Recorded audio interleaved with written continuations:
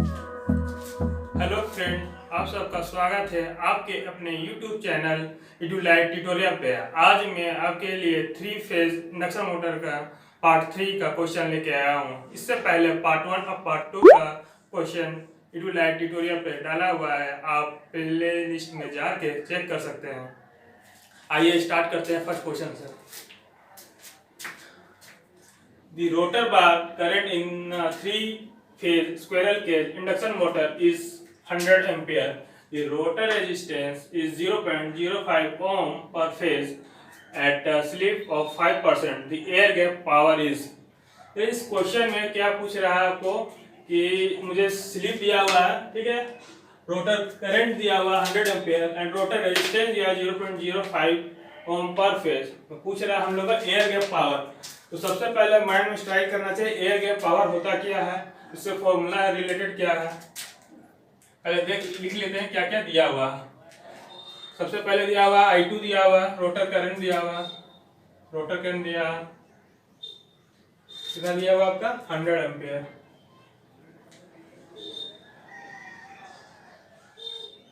अब rotor resistance दिया हुआ, इसका मतलब क्या दिया R2 दिया हुआ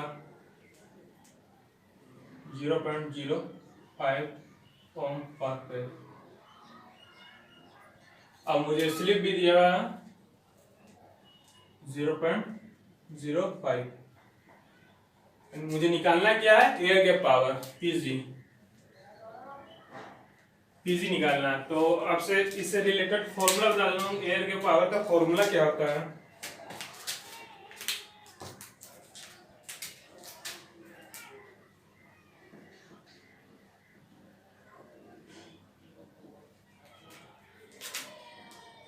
P copper losses is equal to slip time of PG. PG is equal to P copper losses divided by slip। ये आपका फॉर्मूला हो गया एयर गैप पावर का, ठीक है। तो एयर गैप पावर के लिए हम क्या क्या निकालना है, P copper losses by slip. Slip दिया हुआ P कॉपर लॉसेस निकालना है सबसे पहले, ठीक है। तो P कॉपर लॉसेस हम लोग जानते हैं क्या होता है I2R होता है, ठीक है। P कॉपर लॉसेस क्या होता है I2R, ठीक है। यहाँ पर वैल्यू दिया हुआ है, आप पुट कर लेंगे कुछ भी 100 एम्पियर इंटू R 0.05, जो भी वैल्यू आया, मान लीजिए यहाँ कुछ भी वैल्यू है। इसके बाद हम लोग इस फॉर्मूला में पुट करके देखेंगे। तो ये हम लोग जैसे क्वेश्चन दिया वो इस तरह का बना के सोल्व कर रहे हैं, मगर यहाँ पर मैक्सिमम यही स्टूडेंट करेंगे कि इस तरह का प्रोसेस फॉलो करेंगे, मगर एक्चुअली ये इस जगह रॉन्ग है। क्यों रॉन्ग है कुछ बता सकते हैं, 1 मिनट के लिए सोच सकते हैं क्यों रॉन्ग है ये जगह। पहले मैं बताता हूँ क्या गलती इसमें इस जगह यहाँ फॉर्मूला में। देखिए यहाँ क्या है 3 फेज स्क्वायरल केस दिया हुआ, आपको क्वेश्चन में दिया हुआ है 3 फेज स्क्वायरल केस, 3 फेज का दिया हुआ, ठीक है। और यहाँ पर रोटर रेजिस्टेंस कितना है पर फेज का दिया हुआ। यहाँ इंपॉर्टेंट ये जगह है पर फेज का, यहाँ 3 फेज का पूछ रहा है, यहाँ पर फेज दिया हुआ। तो इसका मतलब उसको हम मुझे चेंज करना क्या, इस जगह 3 लगाना पड़ेगा, क्योंकि रोटर रेजिस्टेंस पर फेज है तो 3 फेज का पूछ रहा है, तो 3I2R हो जाएगा, ठीक है। अब सॉल्यूशन इसको करते हैं। 3 इंटू I2 कितना 100 बाई स्क्वायर इंटू R। अब ये पर फेज का हट गया, आपका 3 फेज में आ गया 0.05, ठीक है। और जो सॉल्व कीजिएगा तो अप्रोक्स आंसर आ जाएगा आपका 1500 वाट्स।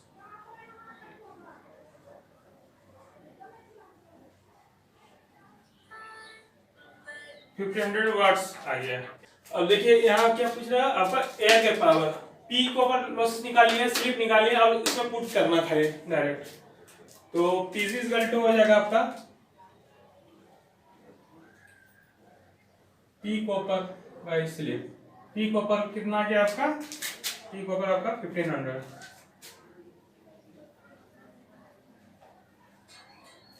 स्लिप कितना है, स्लिप आपका 0.05। तो इसका आंसर आ जाएगा 30 किलोवाट एयर गैप पावर। ठीक है, मैक्सिमम यहाँ पर गलती कर लेते हैं, पी को अपन से आई स्क्वायर आर लिख देते हैं, इस जगह सबसे इम्पोर्टेंट है आपका ये पोर्शन है। मैक्सिमम यहाँ पी को अपन से जनरली आई स्क्वायर आर कर देते हैं, मगर यहाँ पर आपका पर फेज दिया हुआ है, यहाँ पर देखिए पर फेज दिया हुआ है। ठीक है, और यहाँ 3 फेज का स्क्वायर फेज का इंडक्शन मोटर के बारे में पूछ रहा है, तो इसलिए हम लोग 3 से मल्टीप्लाई किए हैं। और आइए नेक्स्ट क्वेश्चन को सॉल्व करते हैं। If an induction motor has a rotor resistance of 0.02 ohm and standstill reactance of 0.1 ohm, then the value of total resistance of stator for rotor circuit for maximum torque to be exerted at starting is। देखिए यहाँ पर आपको निकालना maximum torque exerted at starting. तो सबसे पहले condition होता है आपका condition for maximum torque at starting.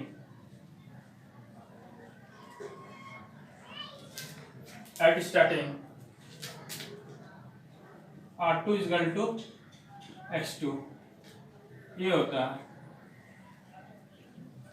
ये आता कैसे है? सबसे पहले अगर कंडीशन देखा जाए आपको, condition for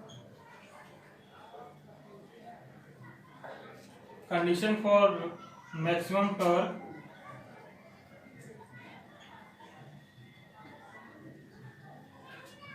eight running position देखा जाए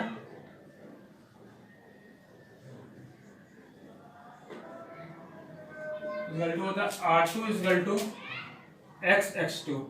ठीक है, ये होता है आपका running condition for maximum torque at running condition R2 equal to SX2।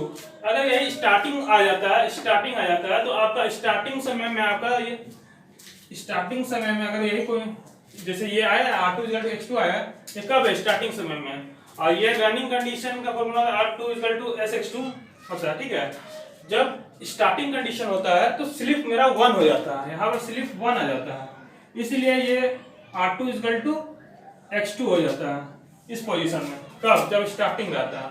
Starting समय में स्लिप सबसे ज्यादा लगता है, मतलब मैक्सिमम रहता है, और जैसे रनिंग कंडीशन में स्लिप घटता है। ठीक है, तो इस तरह से आपको इसमें आ जाता है, मतलब condition for maximum torque starting position में ये फॉर्मूला आता है, मतलब R2 इक्वल टू X2। ठीक है, इसको लिखने के बाद में ये समझाने के लिए बताया था कि ये आया कैसे, मतलब इस जगह।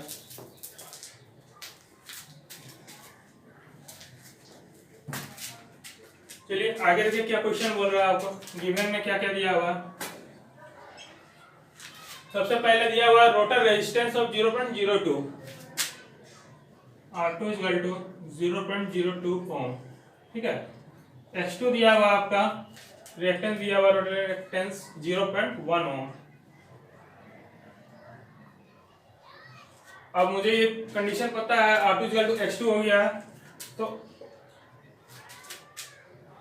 R2 यहाँ R2 मेरा क्या है? ये टोटल रेजिस्टेंस, इसके साथ में ये R एक्सटर्नल भी एग्जर्ट कर रहा है आपका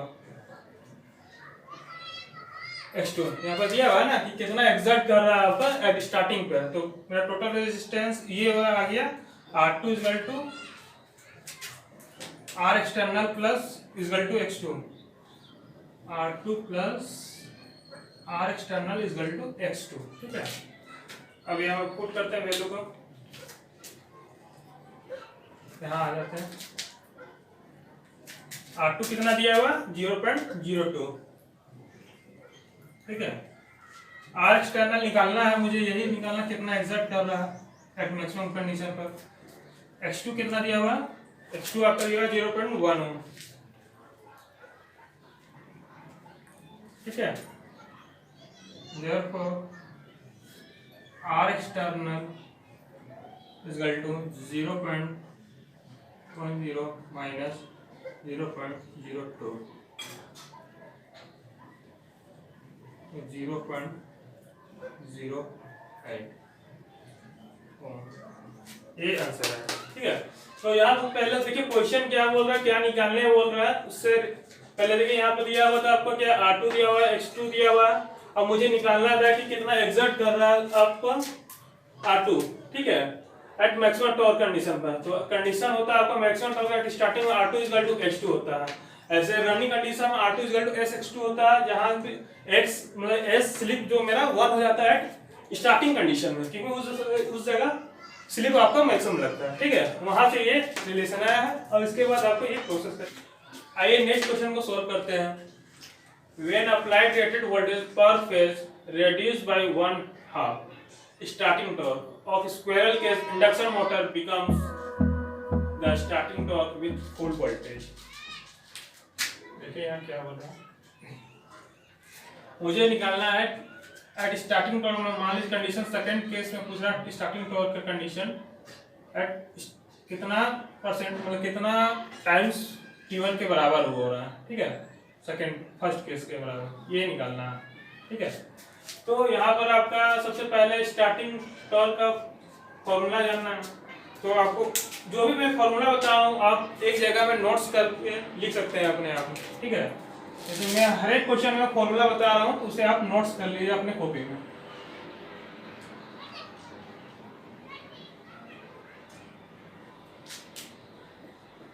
टी स्टार्टिंग का फॉर्मूला होता है Ke2² R2² प्लस X2²। ये आपका टी स्टार्टिंग का फॉर्मूला हो गया।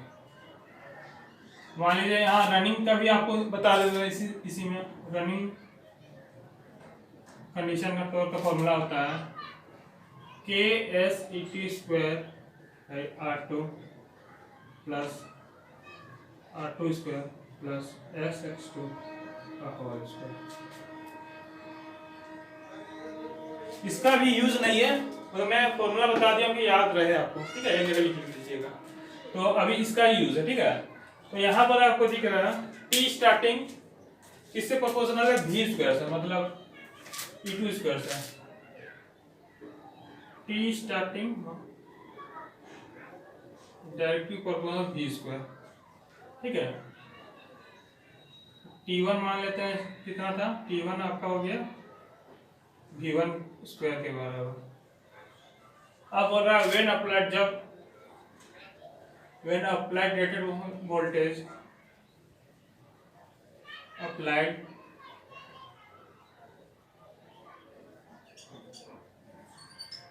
Voltage is reduced by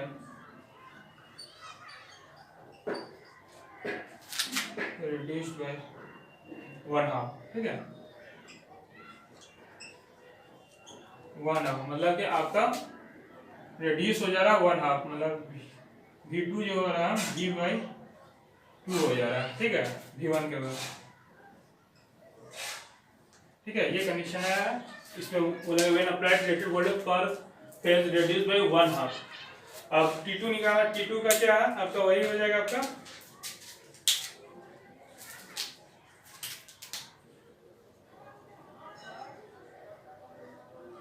T2 = V² का प्रोपोर्शनल था V2 का। यहाँ V2 कितना हो जा रहा है, V1/2 हो जा रहा है, V1/2 हो जा रहा है, इसका होल स्क्वायर, ठीक है। तो V1 का होल स्क्वायर बाई 4।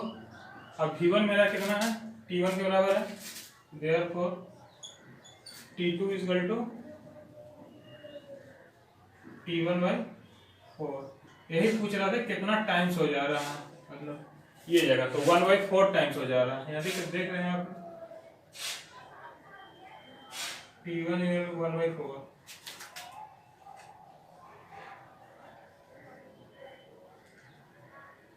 ठीक है। तो हर एक क्वेश्चन में मैं आपको फॉर्मूला बता देता हूँ, आप उस फॉर्मूला को अपने एक जगह कॉपी में नोट्स करके लिख लीजिए, और उसके बाद जो भी क्वेश्चन आता है मैं उसके मदद से बताते रहता हूँ कि कौन सा फॉर्मूला किस जगह यूज हो रहा है, ठीक है।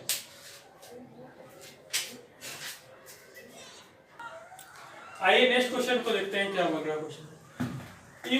If is desired to operate a 3-phase 440 voltage 60 Hz induction motor from a 25 Hz source the voltage that should be applied to the machine if the air gap flux density is to be maintained at its normal value is। Question में दिया उसको एक जगह लिख लीजिए, उसके बाद समझ में क्या निकालना, क्या दिया हुआ है। V1 दिया आपका 440 वोल्टेज एट कितना हर्ट्ज पर, 60 हर्ट्ज पर, ठीक है। F1 है 60 हर्ट्ज, ठीक है। V1 आपका है 440, F1 है 60 हर्ट्ज और F2 दिया हुआ 25 हर्ट्ज, ठीक है। F2 दिया हुआ 25 हर्ट्ज, ठीक है। आपको निकालना क्या है कि वोल्टेज पूछ रहा है that should be applied on machine if the air gap flux density is maintain at normal value. सबसे ज्यादा इंपॉर्टेंट यहाँ पर है आपका क्या बोल रहा है, air gap flux density to be maintain its normal value, मतलब कि आपका एयर गैप डेंसिटी कांस्टेंट हो रहा है, ठीक है। तो एयर गैप डेंसिटी आपका क्या होता है, B, air gap flux density आपका बी होता है, जो कि बोल रहा है कांस्टेंट है। बी इज इक्वल टू होता है क्या है, हम लोग जानते हैं V by F, V equal to V by F equal to constant बोल दिया गया, मेंटेन किया हुआ है ना पहले वैल्यू से। तो यहाँ पर ये रिलेशन दिया हुआ है इस लाइन से,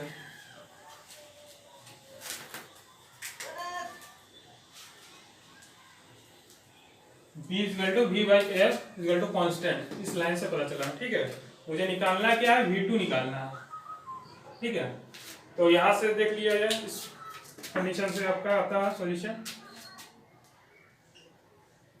V1 equal to F1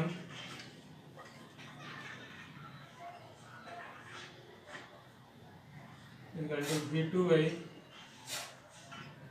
F2, ठीक है। एक ही कांस्टेंट दिया हुआ तो ये आपका रेशियो प्रोपोर्शनल हो जाएगा। अब V1 देखिए यहाँ पर दिया हुआ है,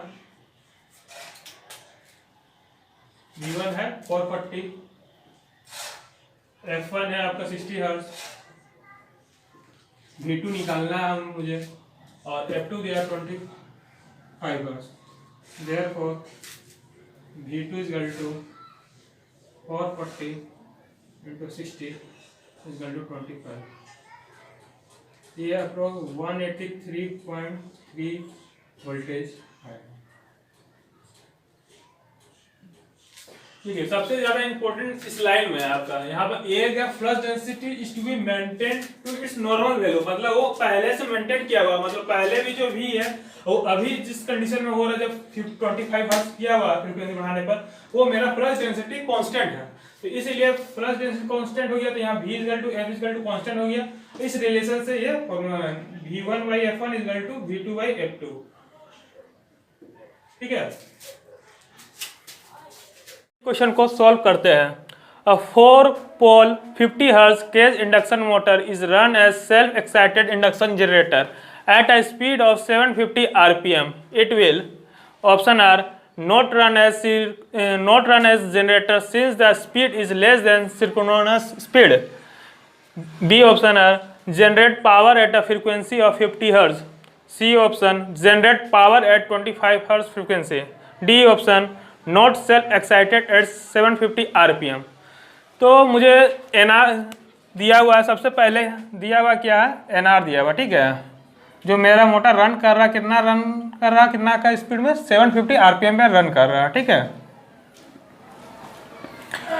तो मुझे NS निकालना है सबसे पहले, तो NS equal to 120 F/P।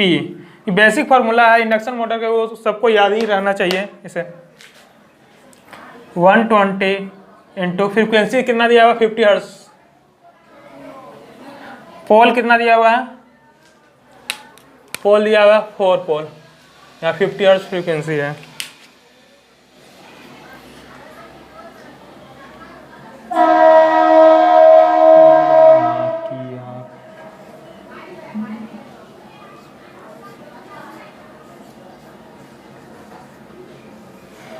NS मेरा आ गया 1500 rpm, ठीक है। तो यहाँ से पता नहीं चल रहा है कि जनरेटर रन करेगा या मोटर में रन करेगा। तो इसके लिए सबसे पहले स्लिप देख लेते हैं क्या आता है। ठीक है, स्लिप क्या होता है, NS minus NR by NS। ठीक है, तो यहाँ स्लिप अगर देखा जाए NS मेरा कितना है 1500, ठीक है, माइनस NR कितना है 750 RPM, ठीक है, डिवाइडेड 1500। ओवरऑल यहाँ मेरा स्लिप मेरा क्या आ रहा है, पॉजिटिव आ रहा है। ठीक है, पॉजिटिव आ रहा है। तो ये तो क्लियर हो गया कि मेरा जो ये 750 RPM दिया NR वो सिंक्रोनस स्पीड से कम में रन कर रहा है, क्योंकि सिंक्रोनस स्पीड आपका आ रहा है 1500 RPM। ठीक है, मगर ये पता करना कि जो मोटर मेरा है वो जनरेटर की तरह रन कर रहा है या मोटर की तरह रन कर रहा है। ठीक है, इसके लिए ये स्लिप निकाले हम लोग। तो स्लिप निकाल के देखे तो मेरा स्लिप आ रहा पॉजिटिव। ठीक है, आइए कॉन्सेप्ट बताते हैं।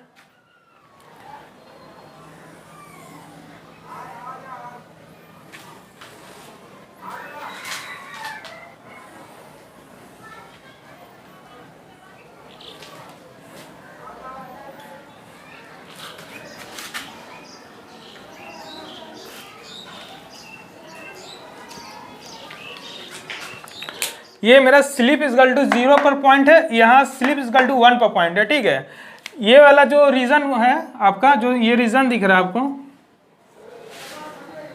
उसको मोटरिंग एक्शन बोलते हैं। ठीक है,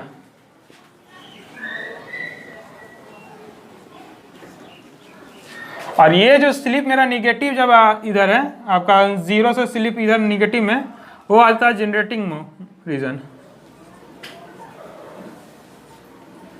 जनरेटिंग रीजन। ठीक है, और ये जो रीजन आ जाता है इसे प्लगिंग बोला जाता है।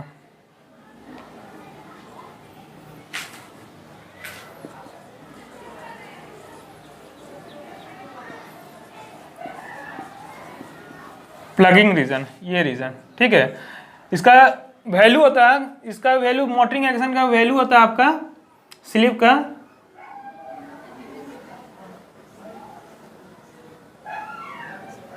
0 से 1 के बीच में। ठीक है, और यहाँ स्लिप का जनरेटिंग रीजन का वैल्यू होता है स्लिप का निगेटिव होता है आपका, मतलब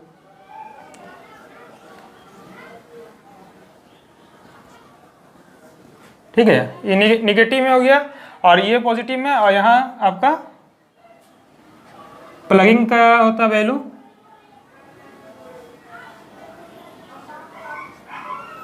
ये होता है। ठीक है, 2 से कम, 1 से कम, 2 से ज़्यादा। ठीक है, मतलब 1 से 2 के बीच में रहता है स्लिप, 1 to 2। और यहाँ पर आपका आ गया 0 to 1 स्लिप का वैल्यू, और यहाँ निगेटिव ले लीजिए, मतलब 0 से लेके 0 to -1 या 2, ये आपका स्लिप का वैल्यू। ठीक है, ये कंडीशन होता है आपका, ये चीज़ कॉन्सेप्ट क्लियर होना चाहिए। जनरेटिंग रीजन के लिए स्लिप मेरा निगेटिव होता है और मोटरिंग एक्शन के लिए यहाँ स्लिप 0 से 1 के बीच होता है। पॉजिटिव मान यहाँ पॉजिटिव ही हो गया, और 0 से 1 के, और यहाँ प्लगिंग एक्शन। तो यहाँ मेरा जो स्लिप आया था आपका पॉजिटिव रीजन आ रहा था। ठीक है, ओवरऑल तो ये मेरा मोटरिंग एक्शन की तरह काम कर रहा है। तो यहाँ पर एक ऑप्शन क्या है, not run as generator, generator की तरह रन नहीं करेगा। कब रन करता है जनरेटर करंट, जब मेरा यहाँ स्लिप, यहाँ मेरा जो स्लिप पॉजिटिव आया है, यहाँ निगेटिव आता है, तब इसका निगेटिव कब आता है, जब ये मेरा NR ग्रेटर देन होता है NS से। मतलब यहाँ पर NR आपका जो दिया हुआ 750, वो मान लीजिए कि 1500 से ज़्यादा रहता है, मतलब 2000, तब आपका स्लिप निगेटिव आता है। और निगेटिव आता तो यहाँ जनरेटिंग रीजन में जाता है, और जनरेटिंग रीजन में जाता तो मेरा मोटर जो है वो आपको जनरेटर की तरह काम करता है। ये कॉन्सेप्ट बिहाइंड है इसके पीछे में। तो इसका ऑप्शन क्या हो जाएगा आंसर सही, not run as generator since the speed is less than synchronous speed. अब तक आपको 1 से लेके 15 तक क्वेश्चन यूट्यूब ट्यूटोरियल पर डाला हुआ है, आप प्लेलिस्ट में जाके देख सकते हैं और क्वेश्चन को सॉल्व कीजिए। कोई भी क्वेश्चन में आपको डाउट हो या क्वेरी हो तो आप कमेंट करें। मिलते हैं नेक्स्ट क्लास में। Thank you.